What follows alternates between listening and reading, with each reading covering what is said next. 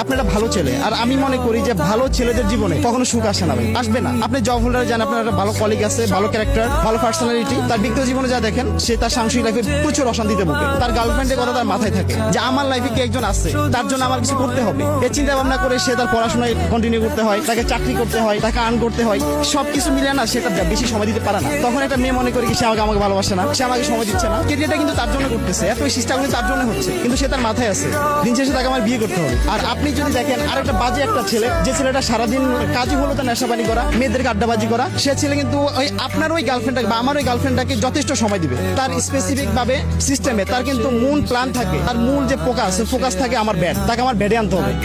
কিন্তু তার ফোকাস কিন্তু তাকে নিয়ে লাইফটা সাজাবো না। তখন মেয়ে মনে করি কি যে ওই ছেলে তো অনেক যত ভালো থাকে, সে আমাকে সময় দিত না, সে আমাকে ঘুরতে যেত না, সে আমাকে আড্ডা দিত না, কিন্তু এই ছেলেটা তো এত আমাকে কেন সময় দিচ্ছে, আমাকে কিন্তু লাভ সাজাচ্ছে। এই জন্য এটা মেয়ে কি করে কি জানেন, ভালো একটা ছেলেকে ছেড়ে সে খারাপ একটা ছেলের কাছে চলে যায়, আর সে মনে করে এখানে আমার